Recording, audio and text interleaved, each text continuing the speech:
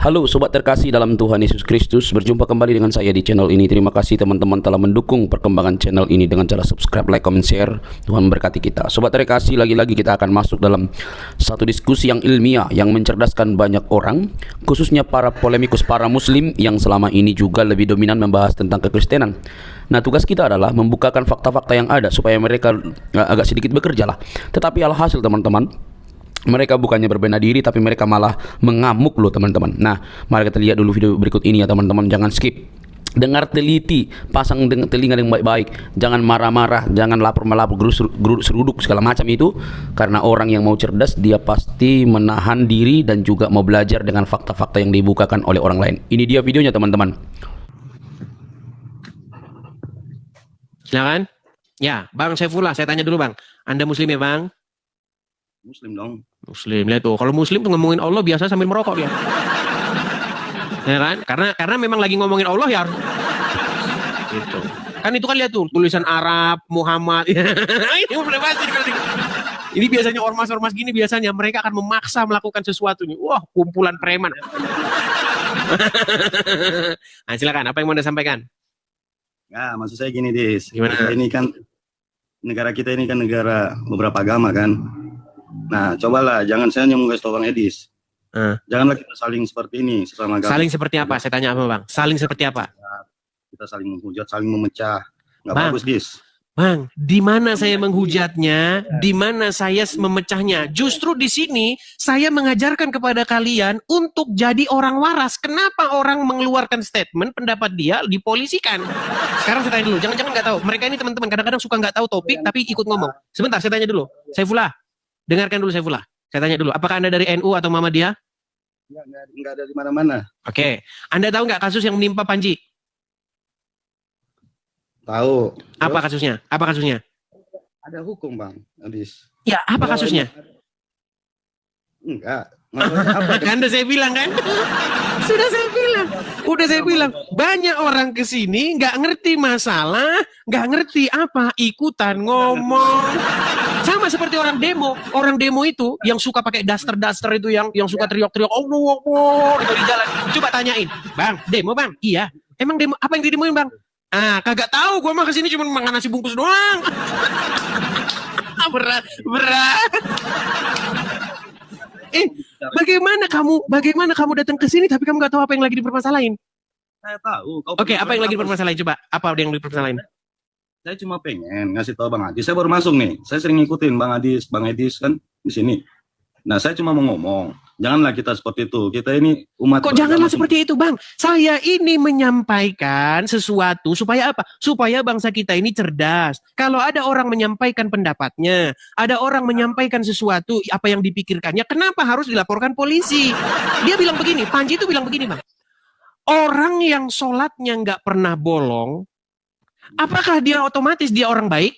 Kata Panji, ya enggak. Coba sekarang saya tanya, apakah betul orang kalau rajin sholat, Anda rajin sholat nggak? Tanya. Bang, mau sholat atau mau enggak, itu enggak bisa dijadiin apa ya? Ininya dia. Nanti Tuhan aja, nggak ada ukuran dengan manusia. Nah, kalau Bang. begitu kamu sepakat dengan saya. Kalau begitu kamu sepakat dengan saya. Lalu kenapa dilaporkan polisi? Kenapa dilaporkan polisi? Yang laporin siapa juga, nanti kan bisa. Yang melaporkan itu katanya Angkatan Muda Nahdlatul Ulama, katanya. Tetapi dikonfirmasi oleh para petinggi-petinggi Nahdlatul Ulama, katanya nggak ada itu Angkatan Muda Nahdlatul Ulama. Makanya ini serba bingung ini. Ini kenapa sih negara kita ini kok gini terus nih? Dari dulu begini. Kapan kita ini mau maju? Benar, Dis. Kalau itu aku setuju. Kalau tujuannya Edis untuk di negara kita diperbaiki, saya setuju, Bang Dis. Iya, makanya seperti itu. Kenapa umat Islam itu nggak mendidik orang-orangnya, agamanya, biar tidak sikit-sikit lapor polisi, sikit-sikit demo. Apa sih? Coba. Umat Islam, orang Islam yang seperti itu juga ke agama lain, saya juga setuju. Saya biasa kok ngomong kayak gitu juga. Cuma ini bahayanya nanti ke anak-anak kita. Ini nanti kasihan kan, Indonesia ini mau kemana? Bang Dis. Kalau Iya secara justru agama itu Bang, justru itu yang saya utarakan selama ini. Coba bagaimana ada orang Islam, kalau misalnya ada seorang yang Panji ini Muslim loh, ingat loh, Panji ini dia seorang Muslim ini, dia bukan Kristen. Dia hanya mengatakan kalau orang rajin sholat itu tidak membuktikan bahwa orang itu baik. Nggak ada hubungannya gitu loh. Coba. Nah, saya setuju kalau itu Dis, tapi tujuannya kalau itu, tapi jangan sesama bicara masalah Muhammad, Allah atau Yesus atau apa kita saling menghujat. Loh, Kita itu sama-sama juga justru orang-orang yang seperti ini, orang-orang yang tidak menerima pikiran orang lain, pendapat orang lain, nggak menerima itu haknya. Kita juga nggak harus sama. Nggak mungkin pikirannya Panji sama dengan pikiran orang yang laporin. Cuman berbeda pemikiran tidak menjadi satu pembenaran untuk mempolisikan orang tersebut. Aneh. Orang dia pikirannya lain kok. Oh, berarti pikiran kamu beda dengan saya. Berarti kamu harus masuk penjara. Masuk penjara kamu. Apakah seperti itu? Contoh sekarang sebentar gini. Anda Islam kan? Anda bilang kepada saya bahwasanya menurut agama saya, keyakinan saya, yang benar itu Islam, bukan Kristen. Terus saya bilang, oh gara-gara kamu berpikir bahwa Islam itu yang benar, bukan Kristen, berarti kamu harus masuk penjara kamu. Apakah seperti itu? Orang punya pikirannya sendiri, keyakinannya sendiri. Sama seperti Anda meyakini yang benar itu Islam. Saya meyakini yang benar itu Kristen. Masa gara-gara kita beda, masa kita saling penjarakan? Kan aneh. Gitu loh. Kalau itu yang penting, saya sering masuk ke ini Islam juga, yang sering ngujat. Saya ngasih tahu, Des, jangan kayak gitu. Kita ini bersaudara semua yang ada di Indonesia ini. Mau agama apa, tetangga kita agama apa, kita saling jagalah itu. Karena ini yang kekuatan kita yang ada di Indonesia, Bang. Nah, tetapi begini Saifullah. Kalau kamu punya pikiran seperti itu, artinya kamu seorang Islam yang sudah melawan omongan Muhammad sendiri. Benar kan? Ini kadang-kadang ini dilema nih. Sebentar, Muhammad Saifullah. Tidak mungkin kamu Islam di detik yang sama kamu tidak memusuhi Yahudi dan Nasrani. Karena apa? Karena di dalam hadis Muhammad berkata begini. Ini kata Muhammad. Jikalau kamu bertemu dengan orang Yahudi dan orang Nasrani di jalan, jangan kamu tegur, jangan kamu memberi salam kepada mereka, tetapi desaklah mereka ke jalan yang sempit.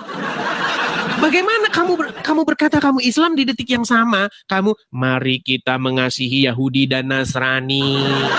Gak bisa. Makanya saya bilang kemarin, hadis-hadis seperti itu yang ada di dalam hadis sudah waktunya dibuang ke tong sampah. Karena apa? Karena tidak sesuai dengan nilai-nilai kebangsaan.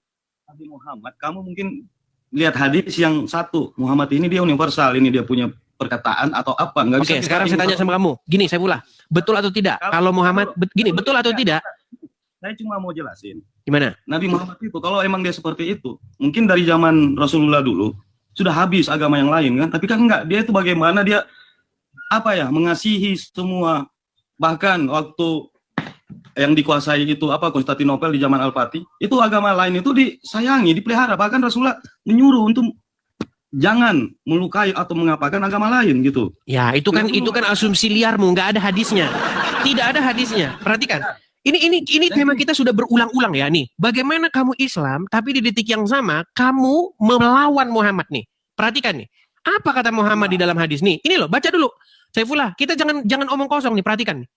Janganlah engkau mendahului orang Yahudi dan Nasrani dalam mengucapkan salam.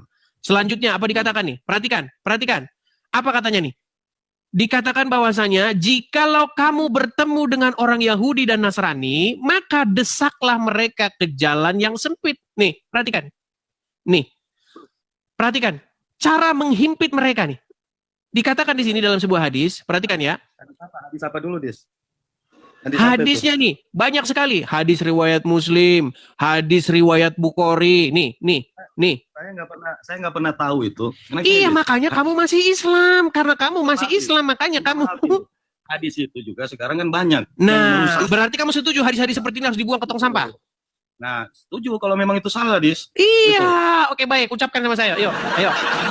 Saya balik kamera saya. Coba ucapkan. Saya setuju bahwa hadis-hadis yang tidak sesuai dengan nilai-nilai kebangsaan harus dilempar ke tong sampah. Silakan. sekarang hadis ini banyak hadis-hadis yang sesat. Sama di agama Iya, Islam. makanya saya bilang, berarti coba kamu ungkapkan nih. Kadang-kadang kamu munafik loh. Kamu bilang, mari kita junjung tinggi kebangsaan. Kamu bilang, hadis-hadis banyak yang sesat, hadis-hadis banyak yang palsu. Tapi kenapa kamu tidak ngomong, mari teman-teman, kita buang hadis-hadis yang seperti ini ke tong sampah. Coba ayo, bilang. Ayo. Gini, Des, saya nggak bilang seperti itu. Kenapa? Kalau memang kebenarannya hadis itu nggak memang hadis yang palsu, Des, yang nggak usah dipakai. Hadis ini tidak palsu, Bang Saifullah. Anda ini makanya kita ini cuman hanya lip service, mulut manis doang, nggak ada ini nih. Saya tunjukkan ya. Kok bisa kamu bilang hadis ini palsu? Lihat nih, perhatikan. Ya, apa dikatakan? Apa dikatakan nih? Perhatikan nih, bahwa Rasulullah SAW bersabda, janganlah kalian memulai salam kepada kaum Yahudi dan jangan pula kaum Nasrani dengan ucapan salam. Jika kalian menjumpai salah seorang di mereka di suatu jalan, himpitlah ia ke pinggir. Tuh disuruh dihimpit tuh. Bagaimana kamu bisa mengatakan mari kita bersatu sebagai warga negara Indonesia, mari kita bangun bangsa ini, tapi ada ajaran kayak begini? Gimana? Lihat beberapa hadis tentang agama yang ada sama yang dikeluarkan oleh Rasulullah itu. Jadi kamu setuju dengan hadis itu? Jadi kamu setuju dengan hadis itu?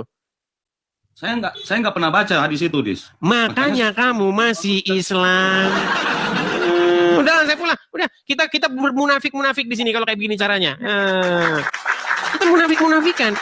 Loh, banyak orang seperti itu. Ngomong mari kita saudara, mari kita begini, mari kita begitu. Tapi hadisnya tidak diberesin. Selama hadis-hadis seperti itu masih ada, ya akan ada terus orang yang seperti itu. Penyebabnya apa sih? Penyebabnya adalah pengajaran itu. Percuma kita manis-manis di bibir. Kita saudara sebangsa setanah air. Bagaimana kita mau saudara sebangsa setanah air? Tetapi itu yang kau pelajari di rumah. Mana? Teman-teman ya, saya sangat setuju. Saya sangat setuju dan saya mengalami sendiri. Banyak orang Islam yang baik. Banyak, nggak terhitung. Teman-teman saya yang Islam yang baik-baik banyak jumlahnya. Karena mereka tidak tahu itu. Karena mereka belum baca itu. Coba kalau mereka baca itu. Kiamat tidak akan terjadi sampai kaum muslimin membunuh orang-orang Wahyudi. Oh, coba. Ada hadisnya. Tidak akan terjadi hari kiamat sebelum kaum muslimin membantai orang-orang Wahyudi. Bahkan pohon-pohon, batu-batu akan berkata, hei kaum muslimin, di belakangku ada Wahyudi, bunuhlah mereka. Kecuali pohon korgot. Karena pohon korgot adalah pohonnya orang Yahudi. Coba. Entah apalah itu pohon korgot, pohonnya orang Yahudi. Saya agak sedikit pusing. Dan gini loh teman-teman. Ini sudah waktunya nih orang-orang muslim yang cerdas, kaum cendekiawan muslim, orang-orang muslim terpelajar, berbicara. Kenapa kalian tidak bersuara, menyuarakan? Ada lagi pohon korgot. Pohon korgot itu apa pohon korgot itu? Coba kita cari dulu pohon korgot. Nanti dibilang saya mengada-ngada. Karena banyak orang berpikir saya itu katanya omong kosong. Apa itu pohon korgot? Pohon korgot. Apakah pohon korgot itu? Pelindung Wahyudi di akhir zaman. Saya balikin dulu kamera saya. Jangan dibilang saya ngarang-ngarang, saudara-saudara. Ini pohonnya Wahyudi nih. Orang Yahudi aja sekarang udah punya pohon sendiri. Nih. Pohon korgot. Pohon pelindung umat Wahyudi di akhir zaman. Di akhir zaman, batu-batu dan semua pohon bisa berbicara. Menunjukkan keberadaan orang Wahyudi yang bersembunyi. Kecuali pohon korgot nih. Sadis kan? Ini adalah sebuah gambaran bagaimana sebenarnya Islam itu adalah sebuah agama yang sangat membenci orang-orang Wahyudi. Digambarkan dalam hadis ini loh. Ya. Disebutkan dalam hadis nubuah pohon korkot atau juga dijuluki pohon Yahudi yang menjadi pelindung bagi umat Yahudi di akhir zaman. Di dalam kitab Al-Mu'jam Wasit disebutkan tinggi pohon korkot antara 3 meter dan berduri dan seterusnya dan seterusnya. Pohon ini diyakini akan tumbuh di wilayah Baitul Maqdis atau wilayah Palestina saat ini dan akan menjadi pelindung bagi Wahyudi. Dari Abu Hurairah radhiyallahu anhu, sesungguhnya Rasulullah bersabda, artinya kiamat tidak akan terjadi sehingga kaum muslimin memerangi Wahyudi. Lalu kaum muslimin akan membunuh mereka sampai-sampai setiap orang Wahyudi bersembunyi di balik batu dan pohon. Tetapi batu dan pohon itu berkata, wahai muslim, wahai hamba Allah, ada Wahyudi di belakangku, kemarilah dan bunuhlah dia kecuali pohon korkot. Karena ini adalah pohon Wahyudi. Tuh, lihat itu. Apakah hadis-hadis seperti ini yang kalian baca sehingga kalian sangat membenci Wahyudi? Benderanya sampai diinjak-injak. Kebencian-kebencian yang seperti ini yang kalian baca, teman-teman. Apa salah Wahyudi? Masa gara-gara Wahyudi tidak menerima Muhammad sebagai nabi langsung begitu? Coba ayo kita diskusi dengan baik. Ya.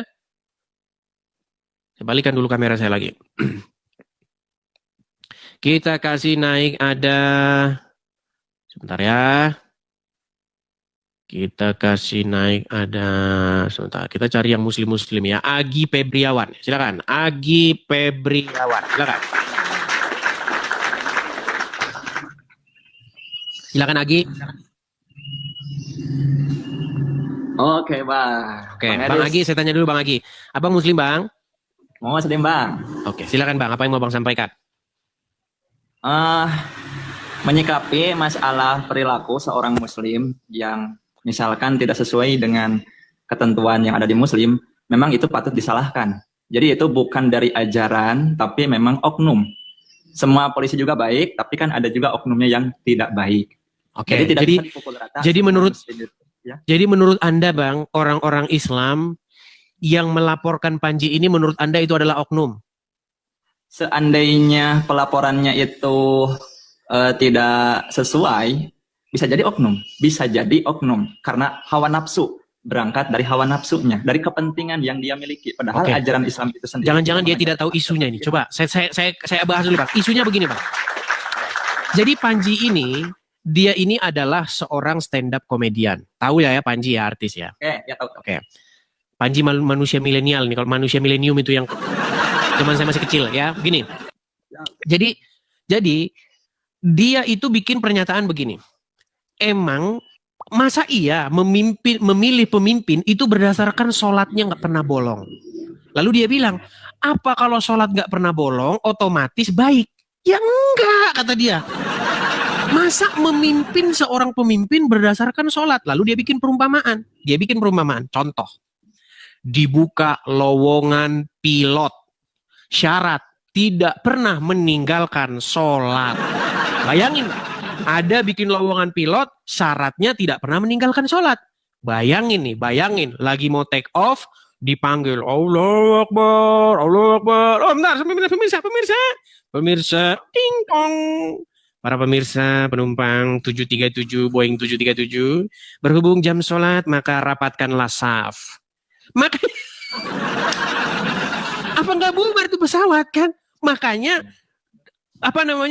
hal-hal seperti ini kan konyol gitu loh. Masa memilih pemimpin berdasarkan sholat? Ada lagi nih. Banyak, bukan cuma berdasarkan sholat. Ada yang mengatakan, masuk apa begitu pegawai atau apa, jikalau hafal Al-Quran. Masa iya sih? Kadang-kadang kita ini sudah overdosis gitu loh. Overdosis yang nggak ada kaitannya. Jadi gini ya Bang ya, silakan. Saya, kalau di agama yang saya pahami, memang kalau memilih pemimpin itu, ini menurut Muslim ya, diutamakan itu harus dari seorang Muslim dulu gitu. Tapi kalau melihat dari segi di lapangan, seandainya seorang Muslim itu tidak amanah, karena kan Islam itu mengajarkan kebaikan. Sedangkan kalau misalkan orang-orangnya itu tidak sesuai dengan apa yang ditunjukkan oleh aturan Islam, ya sebenarnya nggak jadi masalah juga sih. Walaupun itu bukan dari non-Muslim, yang penting dia amanah, melaksanakan konstitusi sesuai dengan ketentuannya. Bukan, jangan ke situ dulu Bang. Jangan ke situ dulu, tema kita ke sini dulu.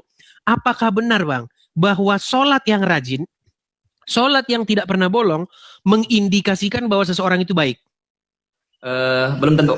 Nah, setuju kan? Berarti, karena Anda setuju dengan Panji, maka Anda harus dilaporkan polisi juga.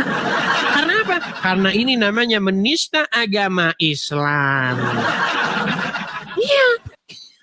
Apa nggak seperti itu nih, yang seperti ini? Kenapa menurut Anda nih?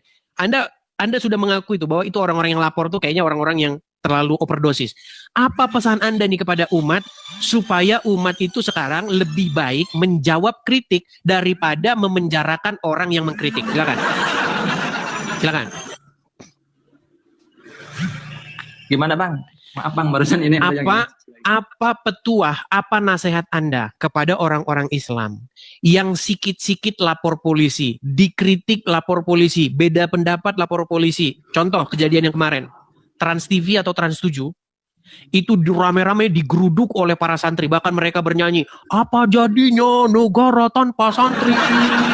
Apa jadinya kalau makan nggak pakai cangkul? Apa jadinya kalau misalnya santri-santri tidak ada?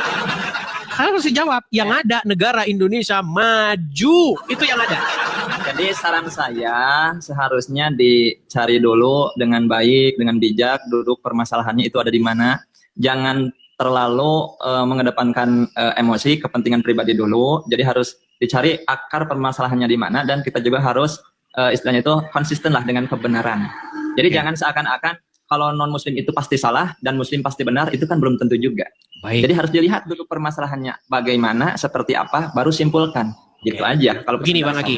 Baik Bang Aki. Pertama-tama, Anda mengatakan bahwa orang yang rajin sholat, orang yang sholatnya tidak pernah bolong, Anda katakan belum tentu dia baik. Padahal di dalam Al-Quran, ayat itu mengatakan begini, sesungguhnya sholat itu adalah mencegah perbuatan mungkar. Berarti statement Anda bertentangan dengan Al-Quran. Karena Al-Quran berkata, sesungguhnya sholat itu mencegah perbuatan mungkar. Berarti otomatis kalau orang sholat terus, dia tidak akan melakukan perbuatan mungkar. Tetapi Anda katakan belum tentu. Berarti gimana ini? Makin pusing lagi. Silakan. Jadi gini. Sholat itu kan dilaksanakan dalam rangka mengingat Allah ya. As-sholatu tanha anil fahsya'i wal munkar itu, seandainya memang kalau orang melaksanakan sholat dengan benar, dan sholat itu sebenarnya kan mengingat Allah untuk berzikir, dan mengingat Allah itu tidak mesti di dalam sholat terus, harusnya di setiap dia napas menghembus, setiap dia melakukan semua pekerjaan itu selalu ingat kepada Allah. Maka kalau orang memang sholatnya sudah benar, pasti terjauh dari fahsya wal munkar. Nah, bisa jadi orang-orang yang sholatnya secara fisik, rutinitas, dijadikan rutinitas, sedangkan dia masih melakukan hal-hal yang fahsya dan munkar, maka sesungguhnya dia belum melaksanakan sholat yang sesungguhnya. Oke, jadi menurut Anda sholat yang sesungguhnya itu bukan gerakan-gerakan badan begini? Bukan. Ada secara syariat, itu dia gerakan badan dalam rangka mengingat Tuhannya, Allah Subhanahu wa Ta'ala. Tapi kan mengingat Allah itu bukan hanya saja di dalam sholat, harusnya di setiap dia bergerak, berperilaku, maka nanti akan menghadirkan perilaku-perilaku yang baik. Oke, berarti esensinya bukan pada gerakan? Esensinya secara syariat gerakan harus dikerjakan, tapi secara batinnya hatinya dia juga harus melaksanakan. Sehingga nanti berarti hanya omong kosong doang kalau begitu esensinya.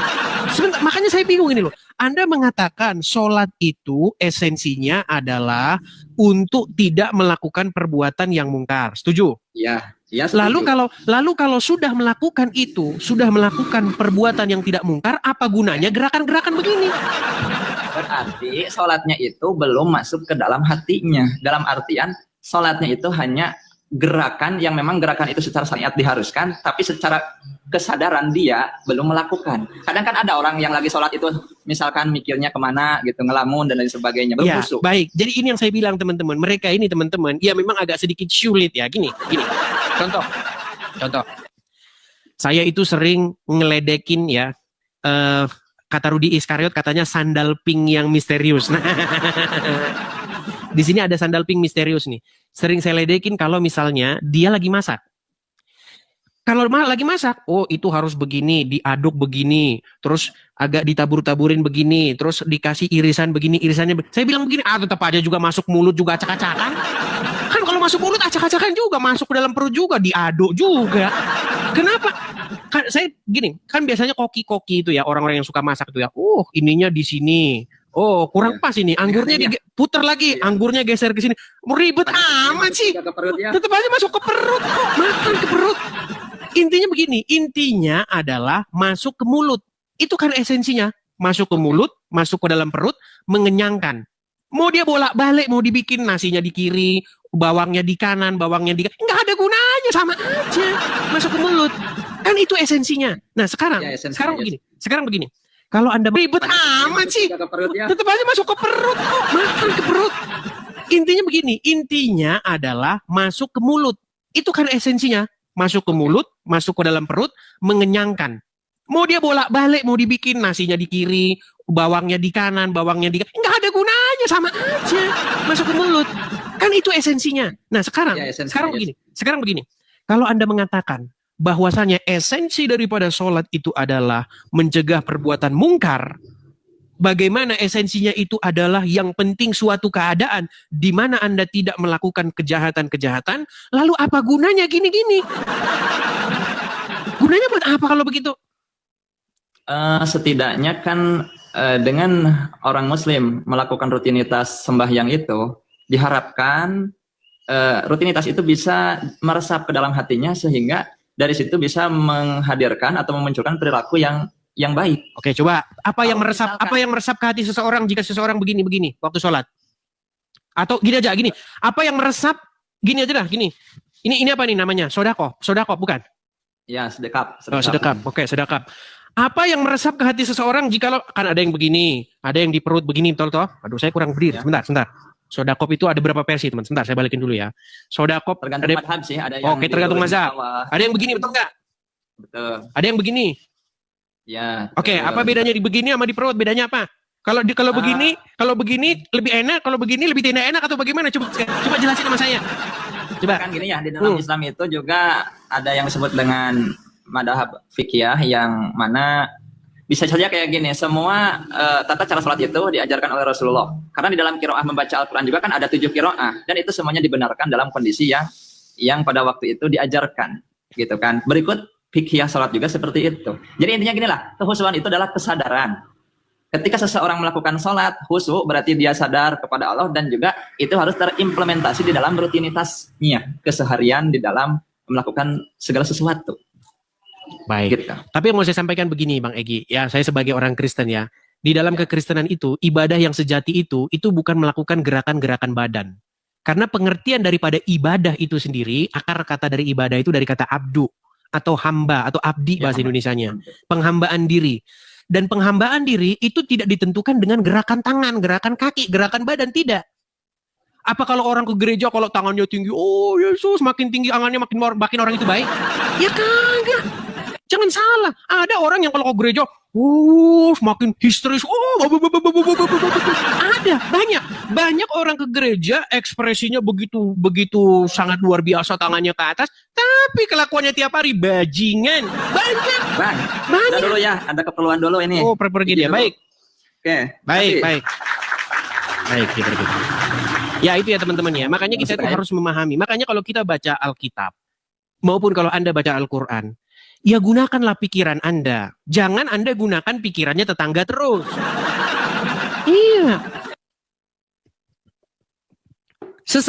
Tanda kebaktian, tanda ketaatan seseorang kepada Tuhan itu tidak ditentukan dari gerakan badan. Enggak. Kata siapa kalau orang di gereja yang tangannya begini, oh Tuhan, maka hidupnya dia, berarti dia taat aku sama Tuhan. Apa seperti itu? Tidak. Tidak ditentukan dari itunya. Makanya ibadah yang sejati bukan gerakan-gerakan badan. Seperti itu. Oke, kita kasih naik ada Nanda AP. Ya, silakan Nanda AP. Silakan Nanda AP. Shalom Bang Idris. Oh, Kristen. Silakan Nanda AP, nyalakan kamera dulu. Oke, Nanda AP, saya tanya dulu Nanda AP. Apakah Ya. Anda ini seorang Kristen? Sekarang iya, dulu enggak. Oh, dulu Muslim. Dulu Muslim. Berapa tahun Anda jadi orang Muslim? Muslimah? 19 tahun. 19 tahun menjadi seorang muslimah. Sudah Iya. meninggalkan Islam sudah lama? Sudah Bang Idris kan udah 12 tahun, kurang lebih 12 tahun. Sudah 12 tahun. Apakah Anda meninggalkan agama Islam hanya gara-gara mau nikah? Karena yang seperti ini udah banyak dan saya tidak terlalu, ini mohon maaf ya. Misalnya ada dilakukan sebuah seleksi, misalnya ada saya mau nyeleksi ini orang-orang yang masuk Kristen. Maka orang-orang yang masuk Kristen karena nikah itu nanti akan saya buat di gelombang kedua. Kenapa saya bilang begitu? Karena saya tidak terlalu menganggap ini adalah orang-orang yang melihat kebenaran, tetapi karena ngikutin suaminya. Tapi nggak apa-apa lah. Apakah Anda betul-betul menjadi orang Kristen itu karena melihat kebenaran atau karena Anda menikah? Coba jelaskan kepada kami. Pada awalnya itu kami waktu berteman, dia sering ngajak ke gereja. Waktu awalnya itu kami hanya aku berpikir cuma nemani nggak apa-apa kali ya kayak gitu. Cuman setelah kami sampai di gereja, saya sendiri pun bingung kenapa kok kayak mau nangis, padahal itu kan musiknya itu kan kalau di gereja Betani kan musiknya itu kan apa ya, kayak happy gitu. Tapi kok aku kayak mau nangis, kayak tersentuh hatinya, tapi aku pada saat itu aku bingung itu apa kayak gitu, kenapa saya seperti ini kayak gitu. Terus setelah lagi ada datang minggu depannya lagi, saya malah minta kayak besok aku temani lagi ya. Tapi dites dulu nih, teman-teman minta tes dulu nih. Coba kalau memang benar-benar pernah menjadi seorang muslimah, pastilah ingat doa-doa sholat, doa masuk kamar mandi, doa mau ini, coba silakan. Kami pengen dengar. Mau ini, mau itu, kan ada itu doa-doanya. Coba. Mungkin doa Al-Fatihah kali ya? Silakan. Bisa. Al-Fatihah, a'udzubillahi minasyaitonirrajim, bismillahirrahmanirrahim, alhamdulillahirabbil alamin, arrahmanirrahim, maliki yaumiddin. Iyyaka na'budu wa iyyaka nasta'in, ihdinas siratal mustaqim, siratal ladzina an'amta 'alaihim, ghairil maghdubi 'alaihim waladdallin. Waladdallin apa artinya? Nggak tahu. Udah biasa itu. 99% orang yang naik ke sini ditanya apa arti bacaan Qurannya, mereka nggak tahu. Oke, lanjut. Udah sah ya teman-teman ya, sah ya, bekas muslimah ya, lanjut yuk. Saya hanya bilang Bang Edis, kan kemarin saya sempat DM, tapi aku maunya privat aja karena saya mau konsultasi. Oh, oke. Kalau nggak salah ya memang DM saya, terus saya bales ya. Biasanya saya tuh balasnya cuma singkat aja, naik aja gitu biasanya, saya bilang gitu kan. Kadang ada orang kirim pesan panjang sekali nggak saya baca itu, cuma saya bilang naik aja gitu. Iya. Karena apa? Karena kita ini waktunya bersuara begitu, supaya kebenaran yang Anda lihat itu dilihat juga oleh orang lain begitu. Oke, apa yang mau Anda sampaikan ini, Nanda Ape? Nggak ada sih Bang, cuman mau itu aja, cuma mau menyampaikan karena Bang Edis kemarin bilang naik aja, karena sudah terbaca sama Bang Edis. Saya nggak, kalau mau naik ke room kayak gini, kalau mau cerita tentang privasi, saya nggak ini Bang, nggak pede. Tetapi bukankah di dalam Alkitab dikatakan tidak ada seseorang yang menyalakan pelita lalu menaruhnya di bawah tempat tidur, tetapi pelita itu harus ditaruh di atas. Supaya apa? Supaya pelita itu menerangi semua tempat. Nah, itu berbicara mengenai kebenaran itu jangan ditaruh di dalam di bawah kolong begitu. Tetapi kebenaran itu harus disiarkan, dipancarkan dari atas-atas gunung dan atas-atas bukit. Supaya apa? Supaya banyak orang mendengar begitu. Tetapi kalau Nanda Ape tidak nyaman, mungkin boleh mempersiapkan diri lagi di lain kesempatan. Saya juga nggak mau memaksakan. Oke, Bang. Yang jelas sudah berbagi cerita bahwa sudah meninggalkan agama Islam ya, walaupun backgroundnya itu ada gara-gara nikah juga ya. Ya Bang. Oke. Hanya itu saja, atau ada lagi yang mau disampaikan? Tidak ada Bang Edis. Oke, hanya itu saja ya Kak Nanda ya. Terima kasih Kak Nanda. Selamat Ya, siang, Tuhan Yesus berkati ya. Ya teman-teman, saya mohon maaf ya kalau saya memang menaruh orang-orang yang pindah agama gara-gara nikah itu di kloter kedua. Begitu. Saya pengen itu menyaring orang-orang yang memang benar-benar dia masuk Kristen tuh karena dia belajar begitu. Seperti itu, bukan karena pernikahan ya, seperti itu. Karena kalau pernikahan nanti sama kayak bekas istrinya Sule. Siapa itu? Yang DJ yang katanya disawer anggota dewan itu loh. Siapa namanya? Aduh, siapa? Yang dia masuk Islam, mualaf.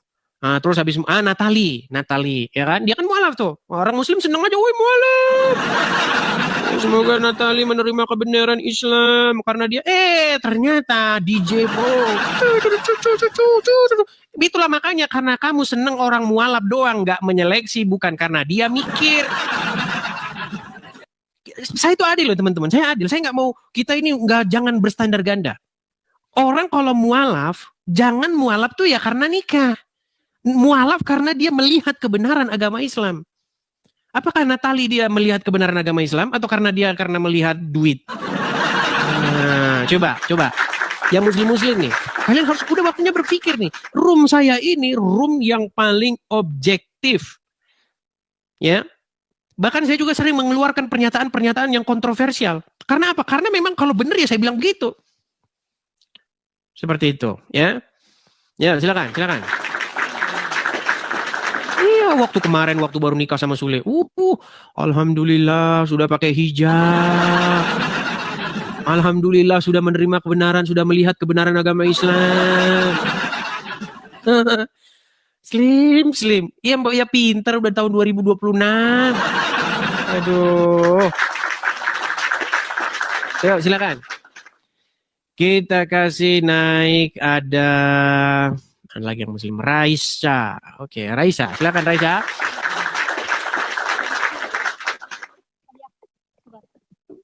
Selamat siang Raisa. Ya, muslimah. Suaramu putus-putus nih, tidak kedengeran. Oh, kedengar nggak? Oke, sekarang mantap. Sekarang kedengeran. Ya, silakan. Mari berdiskusi dengan baik. Mari berdebat dengan baik. Berdiskusi bukan ajang caci maki. Berdebat bukan ajang saling hujat. Silakan, nyalakan kamera Anda. Mari, sampaikan apa yang mau Anda utarakan. Silakan. Assalamualaikum. Anda mengucapkan assalamualaikum kepada saya. Tidak boleh Islam mengucapkan assalamualaikum kepada non-muslim. Tidak boleh. Dari mana hadisnya? Mana hadisnya? Baik, saya tunjukkan. Sabar ya teman-teman ya. Karena banyak orang muslim itu dia. Sahabat Nabi mengucapkan assalamualaikum kepada setiap orang yang dijumpai, termasuk kepada Yahudi. Karena dia tidak percaya sama Muhammad. Nih saya tunjukkan. Saya tunjukkan. Apakah boleh mengucapkan salam kepada orang non-muslim? Ya. Lihat ya, saya balikan kamera saya. Oke. Kalau kita ketik di Google, nih ya, boleh nggak mengucapkan salam kepada orang-orang non-muslim? Perhatikan. Lihatnya, hadis yang melarang mengucapkan salam kepada Yahudi dan Nasrani. Lihat ya, nih. Dalam hadis riwayat Muslim melalui Abu Hurairah, apa katanya? Jangan memulai mengucapkan salam kepada orang Yahudi dan pula kepada orang Nasrani. Kalau kamu menemukan salah seorang di antara mereka di jalan, maka desaklah ia ke pinggiran. Nah, jelas kan? Tidak boleh mengucapkan salam. Hukum mengucapkan salam kepada non-muslim adalah makruh. Bukan haram. Hadisnya mana? Itu kan kata ulama. Memangnya Islam sekarang Muhammad sudah kadaluarsa sehingga itu yang kamu baca itu hukum mengucapkan salam kepada non-muslim makruh. Itu bukan kata Muhammad, kata ulama. Assalamualaikum katanya itu damai, bukan ucapan yang seperti bagaimana. Artinya adalah damai. Emangnya salah ya kalau saya mengucapkan ya saya dan abang pun dalam keadaan ya berdamai, enggak salah kan? Oke, sekarang saya tanya dulu, apa arti assalamualaikum? Assalamualaikum. Arti assalamualaikum adalah semoga kedamaian dan rahmat dan berkahnya. Bang, saya bukan orang yang hafal Al-Quran. Baik, nggak apa-apa. Saya bukan hafal Al-Quran, tapi sebisa abang bertanya sama saya, insya Allah sebisa mungkin saya menjawab. Baik. Yang pengetahuan saya. Baik. Arti assalamualaikum artinya adalah kesejahteraan atau salam sejahtera semoga melimpah atasmu. Itu artinya. Artinya semoga kedamaian rahmat Allah dan berkahnya juga tercurah kepadamu. Baik. Itu artinya. Sekarang yang menjadi pertanyaan adalah apakah Muhammad membolehkan orang-orang Islam mengucapkan salam kepada orang Yahudi dan Nasrani menurut hadis tadi? Menurut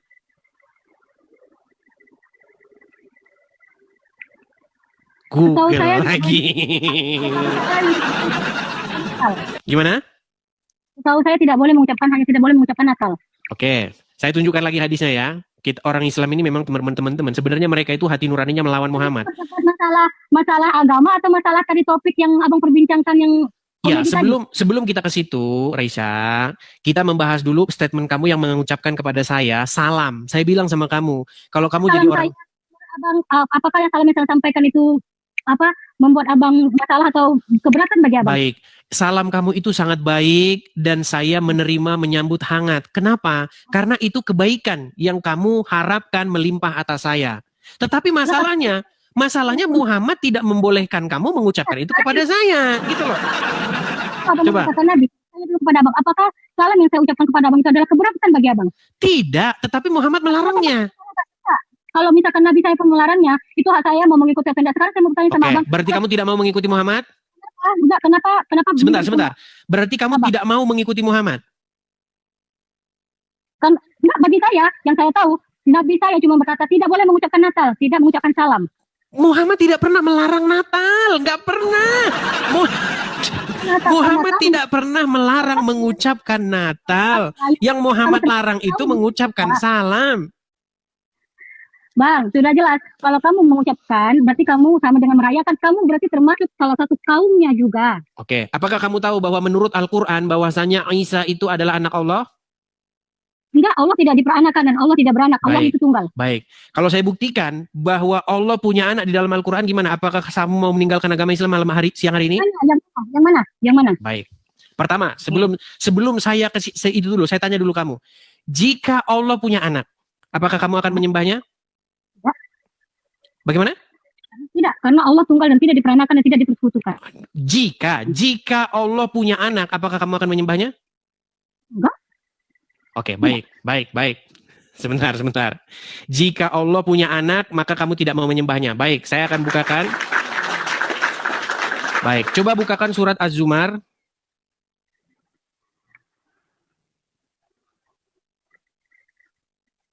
Az-Zumar.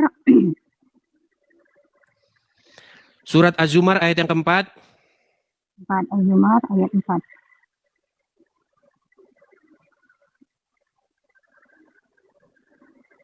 Oh, sebentar. Saya agak ketukar-tukar nih ayatnya ya. Sebentar.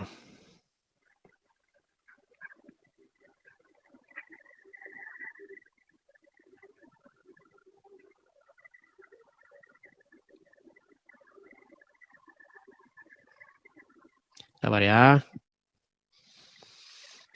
Saya tidak hafal nih teman-teman ayat-ayatnya.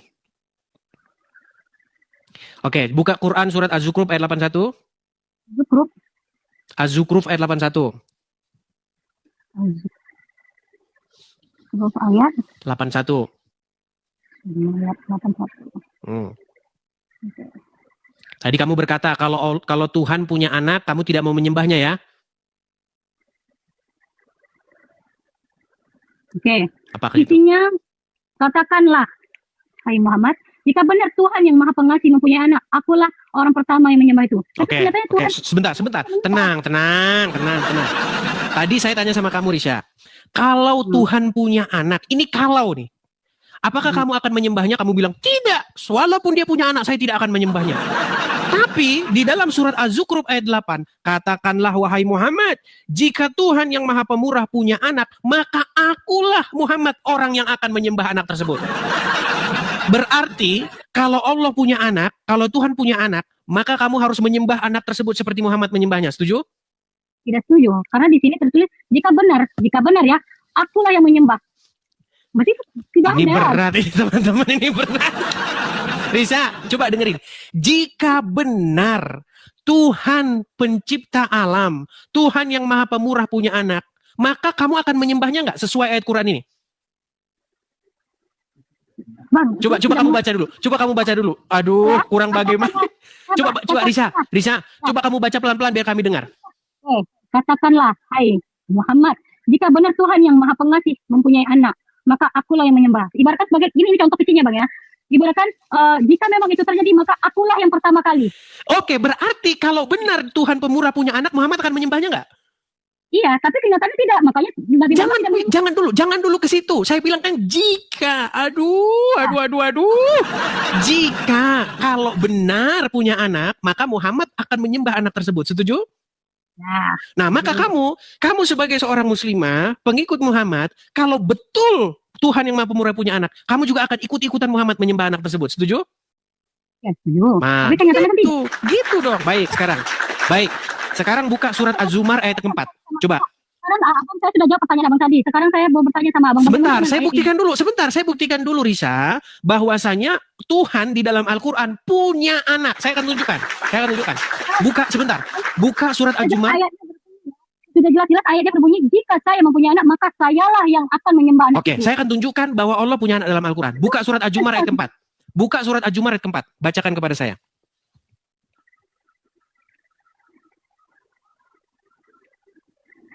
Nah, oke. Hmm. Kalau sekiranya Allah hendak mengambil anak, tentu dia akan memilih apa yang dikehendakinya di antara ciptaan-ciptaan yang telah diciptaannya. Oke. Kalau Allah ingin memilih anak, apa yang akan dia lakukan? Dia akan memilih apa yang dikehendakinya. Oke, dia akan memilih. Saya akan tunjukkan bahwa Allah telah memilih untuk mengambil anak. Saya akan tunjukkan. Saya tanya sama kamu, siapa yang telah memilih Maryam di dalam Al-Quran? Berarti anak Maryam dan bukan anak Tuhan. Sebentar, makanya. Siapa yang memilih Maryam menurut Al-Quran? Allah atau Udin? Allah Subhanahu wa taala. Untuk apa dia memilih Maryam? Untuk memilih karena Maryam itu Iya, untuk apa dia dipilih? Dalam rangka apa Allah memilih Maryam? A, untuk melahirkan anak. B, sebentar. Dalam rangka apa Allah memilih Maryam? A, untuk melahirkan anak yang dipilih oleh Allah. B, untuk jualan bakso. Yang mana? Menurut Al-Quran. melahirkan Nabi Isa. Oke, untuk melahirkan Isa. Setuju? Isa itu anak dari siapa? Anak yang datang dari siapa? A, dari Allah. B, dari Udin. Coba. Dari siapa? Dari siapa? Yang dilahirkan Maryam. Iya, dari siapa datangnya anak tersebut? Dari Maryam. Maryam yang bikin. Sebentar. Apakah Maryam yang membuat Isa ada di perutnya? Siapa yang bikin? Yang bikin? Iya semuanya. Kalau abang berkata gini bang ya, kalau misalkan ya, berat ini saudara. lebih Rica, Nabi Adam Rica, lagi bang. mohon maaf nih Rica. Kalau saya menyebabkan kamu hamil, maka saya disebut apa oleh anak tersebut? A, bapak, B, paman, C, tetangga. Bang, sekarang kayak gini. Rica, tenang Rica. Jika saya menjadi penyebab adanya anak di dalam rahimmu, maka saya disebut A, paman dari anak tersebut, B, bapak dari anak tersebut, C, tetangga dari anak tersebut. Tolong dijawab, A, B, atau C?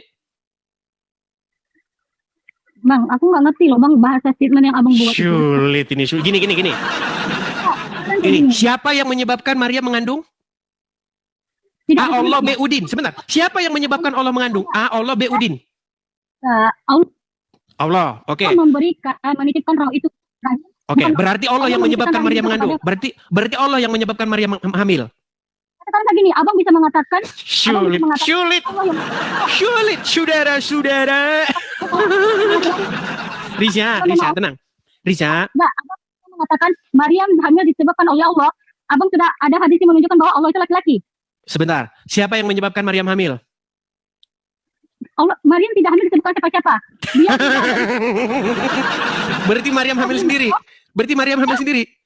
Bukan Allah yang membuat Maryam hamil. menitipkan hadis yang Baik, kita lihat. Oke, buka surat Maryam, buka Quran surat Maryam ayat yang ke-17. Nah kan?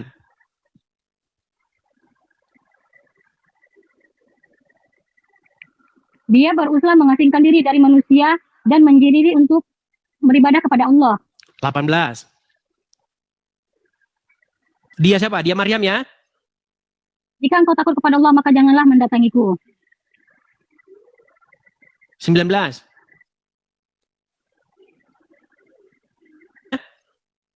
Jika engkau takut kepada Allah, maka janganlah mendatangiku. 19.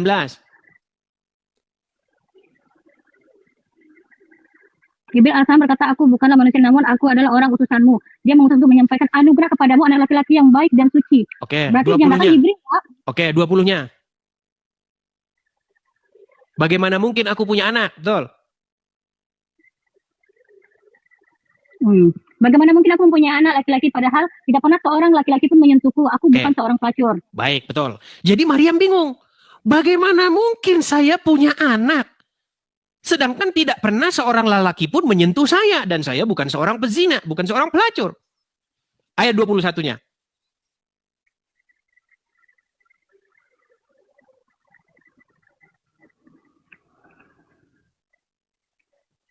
Jibril berkata, demikianlah Tuhanmu berfirman, hal itu sangat mudah bagiku agar kami menjadikan sebagian tanda kebesaranku bagi manusia rahmat dari Oke, kami. berarti siapa yang menyebabkan Maryam mengandung?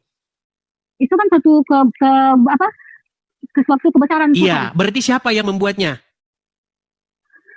yang membuat dia tidak ada dibuat siapa-siapa. Sulit ini, Risha. Hal itu adalah mudah bagi Tuhanmu. Siapa Tuhannya Maryam? Tanda kebesaran Tuhan. Iya, Tanda berarti yang membuat Maryam mengandung untuk menjadi tanda kebesarannya siapa? Tuhan. Allah Subhanahu wa Oke, Ta'ala. baik. Perhatikan surat Az-Zumar ayat yang keempat tadi. Jika Allah ingin mengambil anak, maka Dia akan memilih. Setuju? Nah, sekarang Allah memilih Maryam. Untuk apa Dia memilih Maryam? Masa untuk jualan bakso? Tidak. Tetapi untuk melahirkan anak yang telah dipilih dan ditetapkan oleh Allah. Setuju? Ayat Az-Zumar ini bukan berarti hanya untuk Coba Maryam. baca dulu. Baca lagi Az-Zumarnya. Baca. Az-Zumar keempat. Baca. Hendak mengambil anak, tentu dia akan memilih apa yang dihendakinya antara cita-cita yang dipilihnya. Abang tahu nggak? Ayat ini bisa tertuju untuk orang yang kehilangan anaknya. Untuk orang tua yang kehilangan anaknya. Itu loh. Karena Coba baca yang baik. Coba. Jika Allah ingin mengambil anak, maka Dia akan memilih sendiri. Setuju nggak? Dia akan pilih anak bagi dia. Kalau Dia mau ngambil anak, Dia akan pilih anak bagi dia. Setuju? Isa bukan anak, adalah melainkan utusan. Nabi Isa Oke, tidak baik. pernah Sekarang saya tanya. Dari mana? Tidak Oke. Dari mana Isa bisa masuk ke dalam rahimnya Maryam? Dari Allah atau dari Udin? dari Allah dan kebesaran Allah. Apa Oke. yang nggak bisa dari Berarti Isa anak daripada Allah. Setuju? Ya, bawa Isa tidak pernah. Sulit saudara-saudara. Risha, Isa anak yang datang daripada Allah atau Isa anak yang datang daripada Udin? Sekarang saya tanya. Di dalam surat Maryam ayat yang ke-17 itu dikatakan innama ana rasulu li ahaba laki gulaman zakian. Sesungguhnya saya ini utusan Rasul dari Tuhanmu untuk memberi kamu seorang anak laki-laki yang suci. Anak laki-laki yang benar. Anak laki-laki yang suci itu datang dari siapa? Jelas, dia mengatakan saya utusan, bukan anak Tuhan. Iya. Itu bukan Isa yang berkata, itu Jibril yang berkata. Ketika Rohana. Coba baca dari ayat 16-nya coba. Maryam 16 coba baca. Isa tidak pernah mengatakan bahwa dia anak Tuhan. Coba baca surat Maryam ayat 16. Baca dulu. Salah Nabi Muhammad, kisah Maryam dalam kitab Al-Quran, yaitu ketika dia mengasingkan diri keluarganya ke suatu tempat di sebelah timur. Oke, ayat 17-nya. Lalu kami mengutus ruh kami, betul? Enggak, ayat 17 dia Coba ayat 16-nya baca mengasingkan diri. sampai selesai dulu. Ayat 16-nya baca sampai selesai.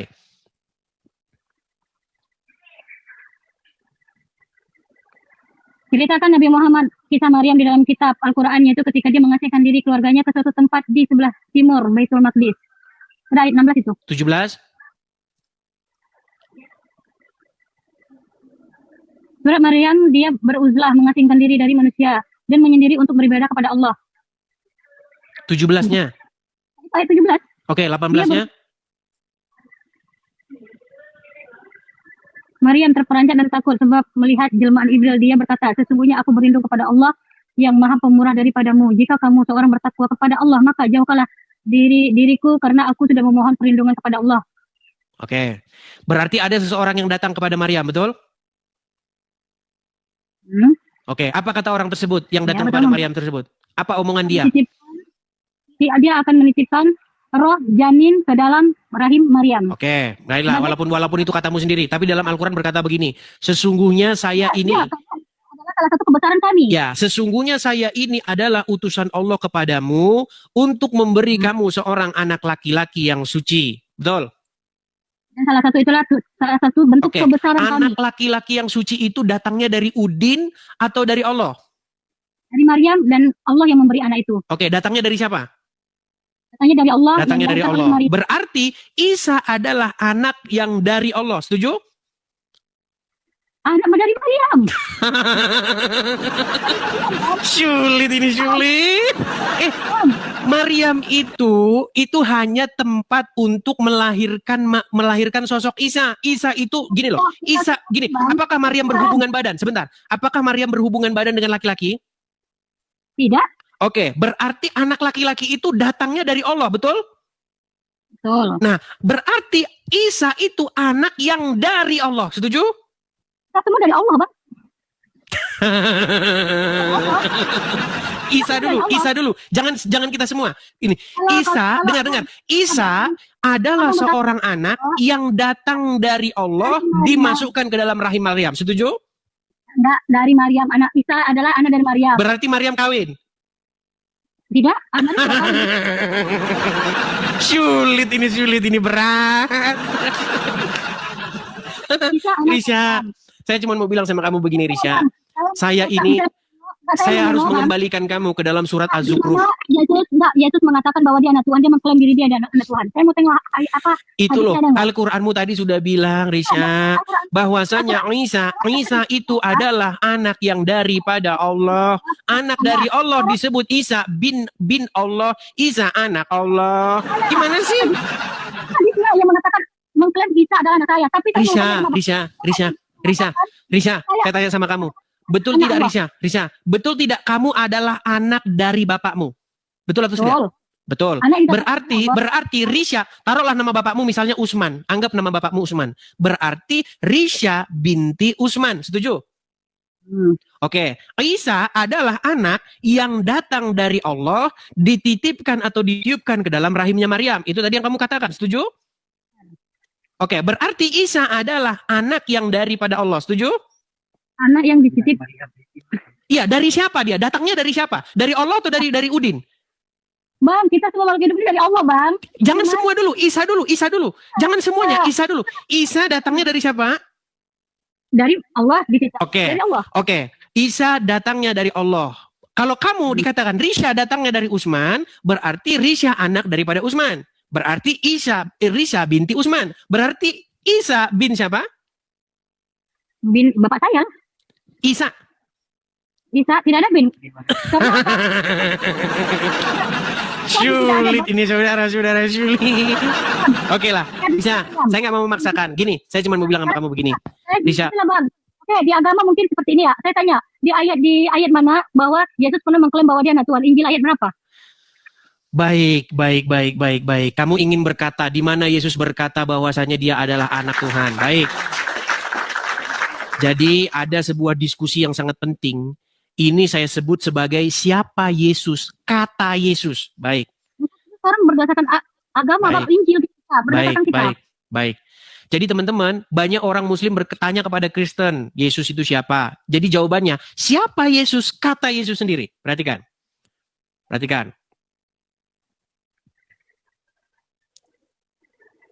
Jadi kita itu jangan katanya, tapi harus kata Tuhan Yesus sendiri. Nih. Di dalam Markus pasal yang ke-16 ya, dalam Injil Markus pasal yang ke-16, tapi akan saya baca satu perikop saja. Saya balikan kamera saya. Oke. Baik. Nih ya. Ya, ayat berapa Bang? Boleh buka di sini? Injil Markus pasal yang ke-16. Pasal 16 ya. Markus pasal. Nah, kita mulai dari ayat yang ke-13 ya. Kita mulai dari ayat 13. Nih. Setelah Yesus tiba di daerah Kaisarea Filipi, ia bertanya kepada murid-muridnya, kata orang, siapakah anak manusia itu? Anak manusia itu merujuk kepada Yesus ya. Jawab mereka, ada yang mengatakan Yohanes Pembaptis, ada juga yang mengatakan Elia, ada pula yang mengatakan Yeremia atau salah seorang dari para nabi. Lalu Yesus bertanya kepada mereka, tetapi apa katamu? Siapakah aku ini? Maka Simon Petrus ini adalah murid yang sangat menonjol ya. Bahkan dia itu adalah seorang kepala gereja pertama. Ya, pemimpin jemaat yang perdana nih. Maka jawab Simon Petrus, engkau adalah Mesias, anak Allah yang hidup. Kata Yesus kepadanya. Berbahagialah engkau Simon bin Yunus, sebab bukan manusia yang menyatakan itu kepadamu, melainkan Bapakku yang di surga. Ini jelas nih. Ya, pernyataan Yesus sendiri. Siapa Yesus? Kata Yesus, Yesus adalah Sang Mesias, anak Allah yang hidup. Gitu. Nah, coba saya pengen kamu baca lagi surat Az-Zumar. Sebentar. Baca surat Az-Zumar tadi, ayat yang ke ini. Az-Zumar ayat yang keempat tadi. Saya pengen itu ininya penutupnya dari diskusi kita. Tanya ke muridnya. Lalu muridnya yang mengatakan Yesus anak Allah, anak Allah. Berarti bukan Yesus yang mengatakan bahwa Yesus ini anak Allah, bukan dia mengatakan dirinya mengklaim dirinya ini. Ya, apa kata Tuhan Yesus kepada Simon? Berbahagialah engkau Simon bin Yunus, sebab bukan engkau yang menyatakan diri, bukan engkau yang menyatakan itu, tetapi Bapakku yang di surgalah yang menyatakan itu kepadamu. Itu jelas bahwasanya Yesus adalah Sang Mesias, anak Elohim yang hidup. Sekarang nih. Menurut surat Az-Zumar, saya bacakan ya. Sebentar, Risa, kamu jangan mengeraskan hatimu. Menurut Muhammad, akal wanita itu hanya separuh. Separuhnya lagi nggak tahu kemana. Kemungkinan digondol sama tikus. Bentar. Nih, saya akan bacakan kepada kamu ya. Surat Az-Zumar, ayat yang keempat. Nih ya. Biar kita jangan berdebat kusir terus. Perhatikan. Oh, surat Az-Zukhruf ayat 81 tadi. Coba gimana? Az-Zukhruf 81, baca. Baca surat Az-Zukhruf 81 tadi, tolong. Katakanlah Nabi Muhammad, jika benar Tuhan yang Maha Pengasih mempunyai anak, akulah orang pertama yang menyembah anak itu. Nah, jadi terbukti bahwasanya Tuhan yang Maha Pemurah punya anak, yaitu Yesus, dan kalian wajib menyembahnya seperti kata Muhammad. Ya, itulah pesan saya kepada kamu. Abang enggak. Berarti gini Bang, berarti Yesus itu bukan Tuhan. Dia hanya anak Tuhan kan? Begini. Apa sih pengertian Tuhan itu? Tuhan itu kan Tuan. Tuhan sama Tuan itu kata yang sama. Yaitu sesuatu yang kepadanya kita menundukkan diri, menaklukkan diri untuk mengikuti apapun katanya. Contoh. Risa, kalau kamu taat, takluk, tunduk, patuh, mengikuti iblis, menurut Al-Quran, maka iblis itulah yang menjadi Tuhanmu. Yang menjadi tuanmu. Kenapa? Karena kamu menyerahkan ketaklukan dan ketundukanmu kepada sang iblis. Nah, kalau pertanyaanmu, apakah Yesus itu Tuhan atau Tuan? Ya, karena kita wajib menaklukkan diri, taat, patuh, tunduk, mengikuti apapun kata dia. Nah, masalahnya, kamu sebagai Muslim, kamu menyerahkan ketundukan dan kepatuhan dan ketaklukanmu, mengikuti apapun katanya, mengikuti Muhammad. Makanya menurut perspektif Al-Quran dan Alkitab, kamu menuhankan Muhammad.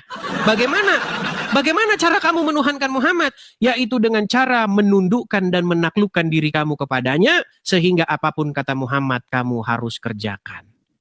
Tapi kalau menurut saya Tuhan dan Tuhan itu berbeda Bang. Kalau Tuhan itu zat yang sempurna yang memberikan ekspresi kepada. Itu terjemahan. Di dalam bahasa Arab, masalahnya begini Resya. Quran tidak ditulis dalam bahasa Indonesia. Alkitab tidak ditulis dalam bahasa Indonesia. Mereka ditulis dalam bahasa Arab dan bahasa Yunani. Di dalam bahasa Arab tidak ada kata Tuhan, Resa. Di dalam bahasa Arab ada nggak huruf T-U-H-A-N? Ada nggak? Ini Yesus itu Tuhan atau tidak? Atau hanya utusan atau hanya anak? Resa, tadi kan saya sudah bilang sama kamu, Resa. Yesus itu Tuhan. Bapa di surga itu Tuhan. Roh Kudus itu adalah Tuhan. Di dalam agama Islam, Muhammad itu Rob, Allah itu Rob. Dua-duanya juga Tuhan. Kenapa Tuhan? Karena kamu patuh, tunduk, takluk kepadanya. Kamu nggak nyambung-nyambung, Resa. Resa, coba kamu jawab singkat dulu nih, Resa. Gini, ada nggak huruf Tuhan? Gini. Coba gini aja, kamu buka Al-Quran, gini, ketika kamu buka Al-Quran, ada nggak di situ huruf T-U-H-A-N? Ada nggak? Sekarang saya bertanya, bagaimana dalam kehidupan ada dua Tuhan? Dalam rumah tangga aja ada dua kepemimpinan aja, itu sulit loh. Terus bagaimana dengan Lukas ayat 4 yang Yesus berkata, ada tertulis engkau harus menyembah Tuhan Allahmu dan hanya kepada Dia engkau berbakti. Pertanyaan yang mantap, pertanyaan yang bagus. Di dalam rumah tangga saja, kalau ada dua tuan, dua Tuhan, dua pemimpin, maka itu akan kacau balau. Nanti Tuhan yang satu sama Tuhan lainnya berbeda pendapat, gontok-gontokan. Perhatikan. Jadi, Tuhan Yesus itu bukan Tuhan yang lain. Tetapi Tuhan Yesus adalah Tuhan yang datang, yang diutus oleh Bapa di surga. Lalu, apakah Tuhan Yesus dengan Tuhan Bapa di surga gontok-gontokan? Ini jawabannya. Perhatikan. Jawabannya ada, nih. Makanya Alkitab kami ini mengajarkan tauhid. Nah, cuman banyak orang yang bikin agama Kristen itu jadi nggak tauhid. Nih, saya tunjukkan. Saya balikan kepada kamu ya.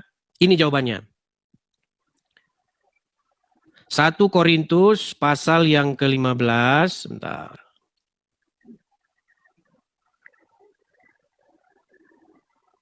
Berarti kalau Isa itu utusan, Bang, berarti betul yang dikatakan Islam bahwa Isa itu hanya utusan, bukan anak Tuhan. Ulang-ulang lagi.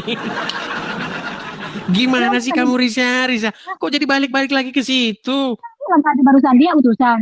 Ya, berarti betul dalam Islam kan memang dia utusan, bukan anak Tuhan. Baik, saya akan tunjukkan ya sebentar.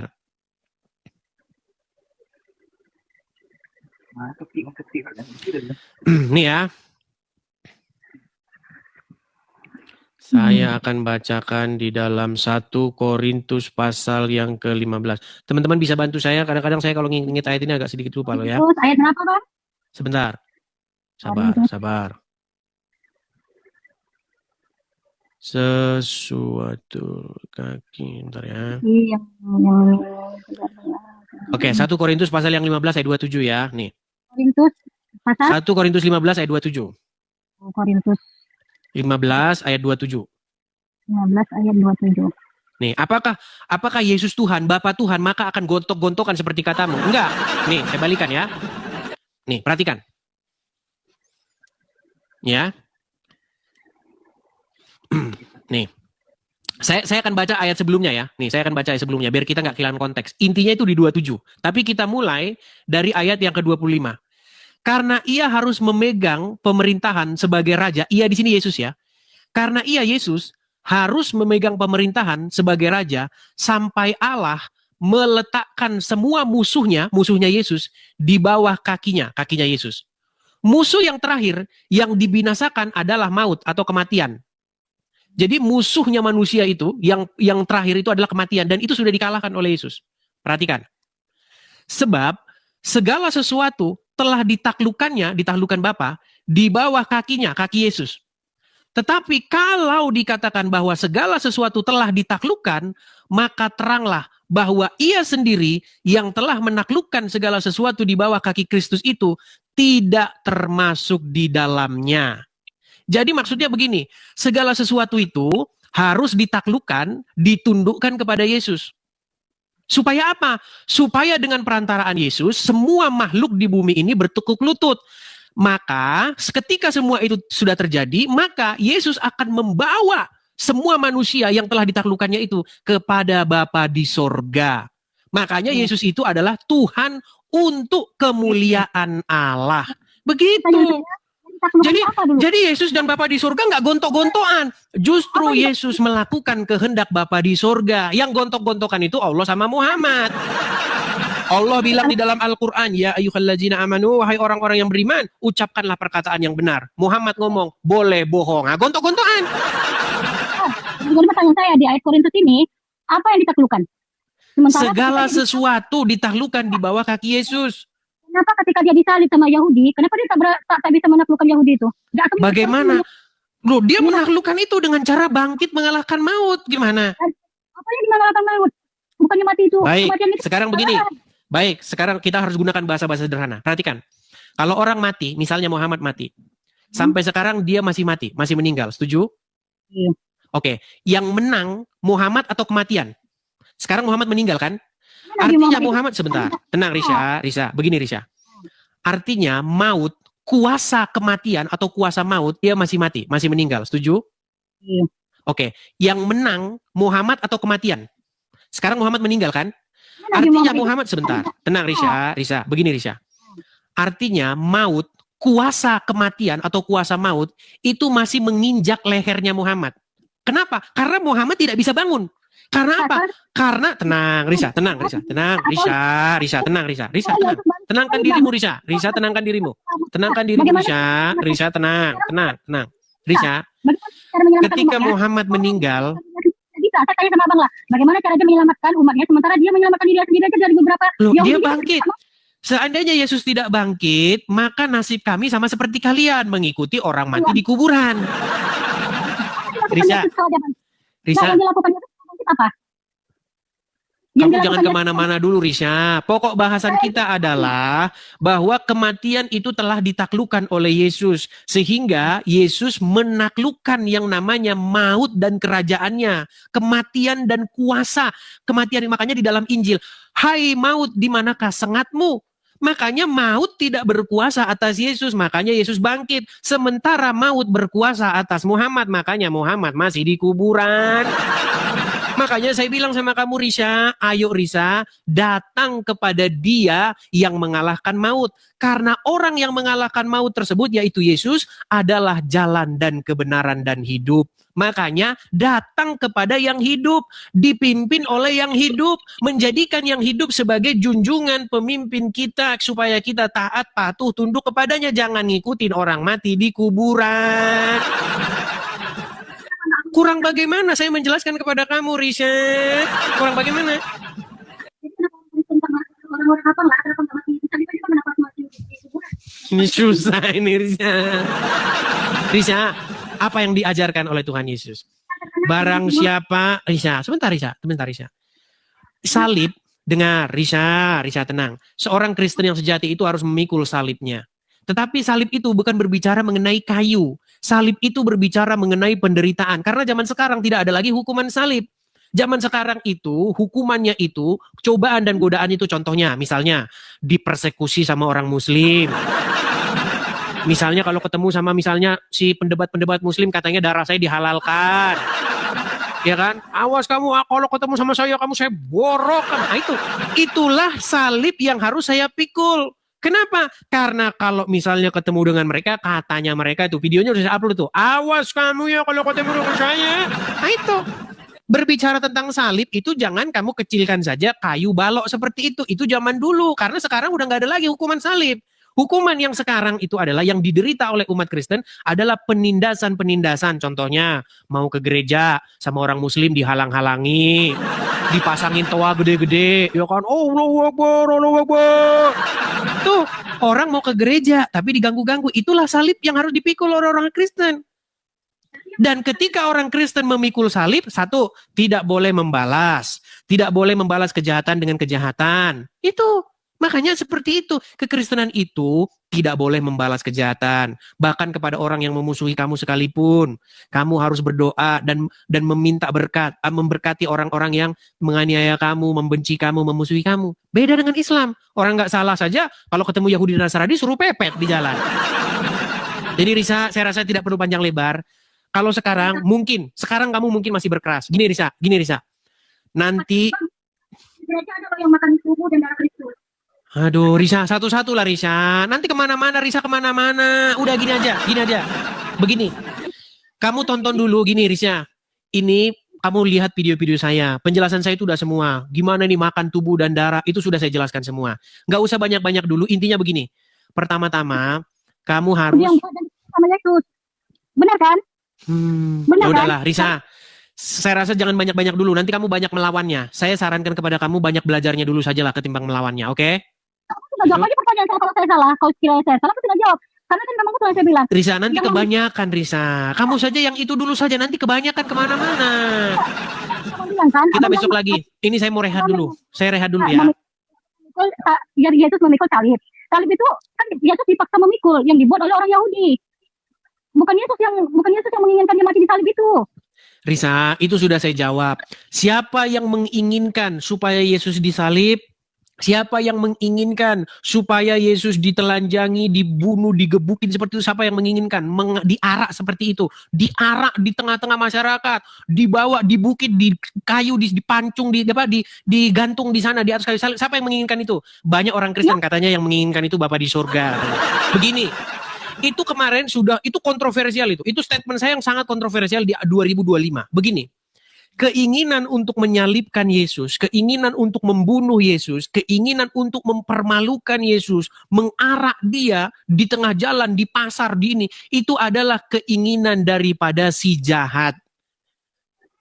Tetapi apakah Yesus membalasnya? Tidak. Bahkan di atas kayu salib dia berdoa, ya Bapa, ampunilah mereka karena mereka tidak tahu apa yang mereka perbuat. Ya maksudnya tadi dia Tuhan. Kenapa tak dia aja membuat orang itu tobat atau turun dari Tuhan, sana? ketika kamu mengatakan Tuhan itu, apakah itu Bapa di sorga? Kalau ketika kamu mengatakan Tuhan, di dalam pikiranmu Bapa di sorga, saya setuju dengan kamu bahwa Yesus bukan Bapa di sorga.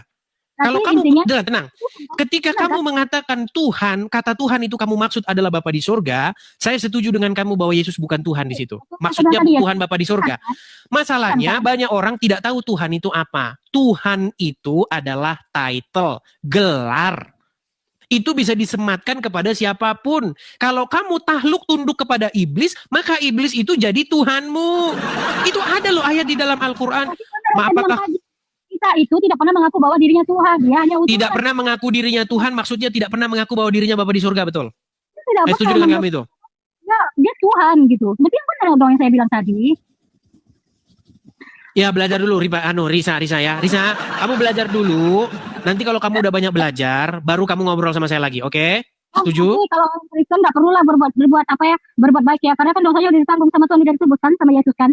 Risa, barang siapa menjadi milik Yesus, maka dia melakukan perintah-perintah Yesus. Bagaimana kamu katakan, orang Kristen tidak perlu lagi berbuat baik. Orang Kristen, dosanya udah ditebus, jadi bikin kejahatan nggak apa-apa.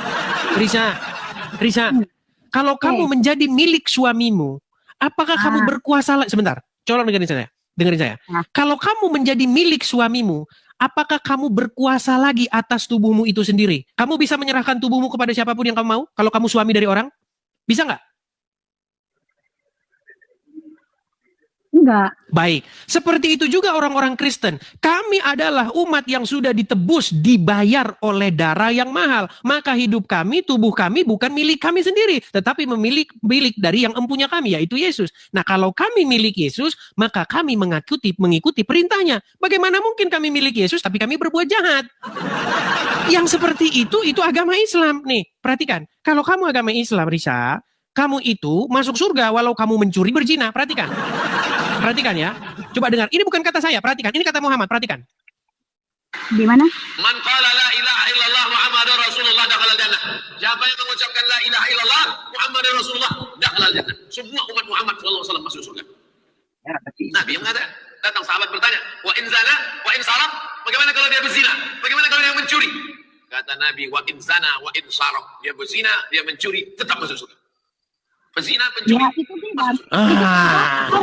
Itu ajaran agamamu. Di dalam ajaran agamamu, makanya mencuri, berzina masuk surga. Yang penting mengucapkan syahadat. Aduh. Itu bukan kata saya. Udah, Risa, kamu gini saja. Pesan saya sama kamu gini, sebentar. Risa, pesan saya sama kamu begini. Ini video kita. Risa, tenang. Risa, ini saya sudah mau istirahat. Gini. Video ini, aduh, Risa, video ini saya simpan. Astaga. Risa, tenang, Risa gini, Risa tenang. Kita bisa lanjut lagi diskusinya. Nanti kamu turunkan dulu emosi kamu. Saya tunggu kamu di lain kesempatan. Hari ini saya mau istirahat dulu karena saya udah capek, Risa. Saya mau istirahat dulu. Nanti kamu diskusi lagi dengan saya, kamu tonton lagi nanti video ini ya. Saya simpan di link di YouTube saya. Linknya ada di profil. Oke? Istirahat dulu, Riva. Istirahat dulu. Teman-teman, nanti kalau kita tanggapin terus nggak kelar-kelar. Sementara saya sudah capek. Bibir saya saja sudah kering begini lah. Ya, teman-teman ya. Saya istirahat dulu. Teman-teman, kita rehat dulu. Teman-teman, video yang tadi saya simpan di YouTube saya. YouTube saya ada di profil. Cek saja di profil saya. Teman-teman lihat di situ akun asli saya, akun Facebook, akun apa semua ada di profil. Teman-teman sekalian, saya rasa itu saja dulu. Sampai ketemu lagi di diskusi-diskusi selanjutnya. Teman-teman support, dukung channel ini ya teman-teman ya. Tap-tap layar, share, bagikan, klik love orange, dan ikuti channel yang asli ya. Teman-teman, bagi teman-teman yang memiliki finansial yang berlebih, teman-teman juga bisa mensupport channel ini, supaya channel ini terus mengudara. Dukung terus program saya, program Edis TV, diskusi lintas agama yang baik teman-teman terkasih, kira-kira apa respon teman-teman ketika mendengarkan diskusi yang lumayan hangat barusan? Berikan tanggapan teman-teman di kolom komentar. Sudah saatnya para Islam, para polemikus, para ustadz itu lebih berbenah diri mengenai keyakinannya. Jangan terlalu sibuk membahas tentang kekristenan, jangan terlalu sibuk membahas tentang Alkitab yang bukan kitab sucimu. Kerjaan mereka kan di setiap channel mereka adalah membahas kekristenan, seolah-olah mereka lah yang paling berhak dan paling paham tentang Alkitab, lalu mereka membuat itu di dalam setiap hal yang mereka lakukan. Kalau kita dengar baik-baik, mereka pintar? Enggak juga, mereka hanya pintar comot-comot lalu sama-samakan, bahkan memaksa bahwa nabinya itu dinubuatkan di dalam Alkitab yang notabene mereka sudah tuduh palsu. Tapi ketika ditanya mana yang asli, mereka sama sekali tidak dapat membuktikan akan hal itu. Maka disebutkan mereka jago bernarasi tapi tidak bisa membuktikan narasi itu benar. Itu seperti orang yang bermain-main saja gitu ya, bermain saja tapi dianggap benar gitu. Anehnya, pernyataan-pernyataan mereka itu dipercaya banyak orang yang mungkin juga sama-sama buta ya.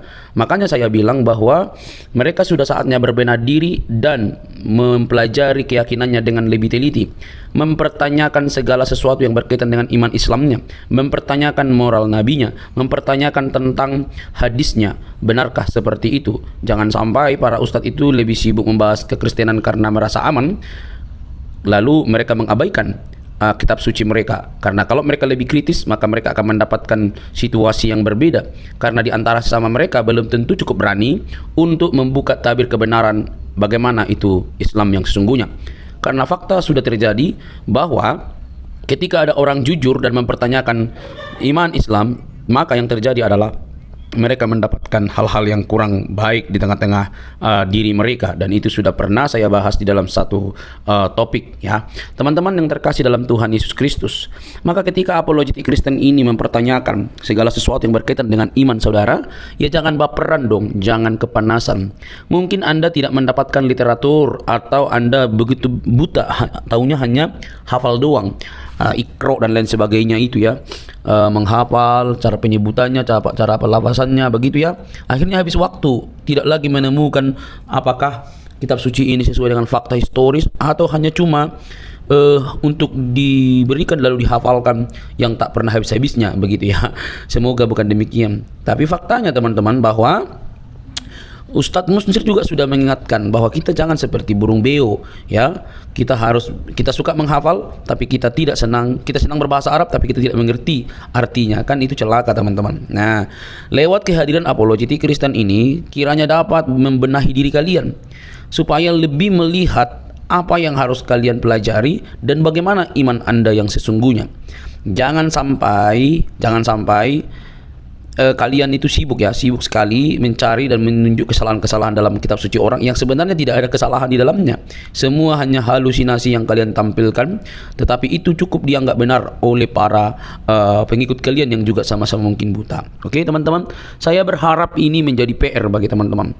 Ingat, Yesus Kristus Tuhan kami itu dia mati dan bangkit. Dia tidak hanya mati, tapi dia bangkit dari kematian untuk menunjukkan kemenangan sejati atas kuasa dosa. Dosalah yang membuat manusia binasa. Dosalah yang membuat manusia itu kehilangan kemuliaan. Tetapi Kristus menyelesaikan hutang dosa itu dengan cara mati di kayu salib. Tentu yang disalib itu adalah kemanusiaannya, seperti kata firman Tuhan. Dia yang matinya dengan cara disalib, yaitu kemanusiaannya, bukan Tuhannya. Tuhan itu kan Tuhan itu kan pemelihara. Tuhan itu kan penguasa. Tidak mungkin penguasa bisa disalib. Tetapi yang disalib adalah tubuh dagingnya, kemanusiaannya, dan kemanusiaannya itulah bangkit. Dan siapa yang membangkitkan? Tentu Allah dan dirinya sendiri. Dia bangkit oleh atas diri sendiri dan juga Allah. Nah teman-teman yang terkasih dalam Tuhan Yesus, itulah berita Injil yang sejati, yang olehnya manusia diselamatkan, yang olehnya manusia memiliki pengharapan. Yesus datang dan mati bukan hanya untuk orang Kristen, tapi dia mati dan untuk semua orang, baik untuk Muslim, Hindu, Buddha, Konghucu, Kristen dan lain sebagainya. Dia mencari manusia, bukan mencari membuat orang menjadi pelaku agama, tetapi menjadi pengikutnya dan menjadi murid-muridnya, murid-murid yang belajar dari dia dan mempraktekkan apa yang dikatakannya. Dia tidak mendirikan agama, dia mencari jiwa yang terhilang. Dia menyatakan keselamatan dan siapa yang percaya kepadanya diselamatkan. Teman-teman yang terkasih, itulah sebabnya kedatangan Kristus yang pertama itu membawa harapan bagi semua agama. Kita tidak boleh ya seperti ahli-ahli Taurat atau orang-orang Yahudi yang keagamaannya begitu unggul tapi mereka tidak mengenal sang kebenaran yang mereka nantikan karena berbeda pemikiran. Mereka memikirkan bahwa yang datang adalah Mesias seperti keturunan Daud dalam arti bisa membela mereka, tetapi yang datang justru yang nampaknya lemah, tetapi justru yang difokuskan oleh Allah dalam Kristus adalah keselamatan umat manusia atas dosa. Teman-teman terkasih dalam Tuhan Yesus, semoga Anda sadar Sekali lagi, kalau Anda memang tidak memahami kitab suci orang lain, jangan sok-sokan, tapi pelajarilah kitab suci Anda. Carilah pembuktian-pembuktian yang ilmiah, termasuk arkeologi yang berkaitan dengan agama Anda. Jangan sampai Anda didapati buta, tidak bisa mempertanyakan iman Anda. Mengutip salah satu perkataan dari Profesor Buya Sakur, beragama itu seperti memegang bara, dipegang salah, dilepas salah. Jangan takut murtad, kata dia. Teman-teman terkasih, semoga video ini mencerdaskan kita. Ingat, Yesus berkata dalam Injil Yohanes 3:16, karena begitu besar kasih Allah akan dunia ini berarti semua manusia, sehingga ia telah mengaruniakan anaknya yang tunggal, supaya setiap orang yang percaya kepadanya tidak binasa, melainkan beroleh hidup yang kekal. Hidup kekal di dalam Kristus Yesus. Percayalah, biarlah keselamatan itu kalian terima dan kalian diselamatkan. Sampai ketemu di video selanjutnya. Jangan lupa untuk men-share video ini dan mendukung seluruh apologetik Kristen supaya berkiprah melalui media, sehingga ada banyak orang yang dicerdaskan di zaman internet ini. Tuhan memberkati.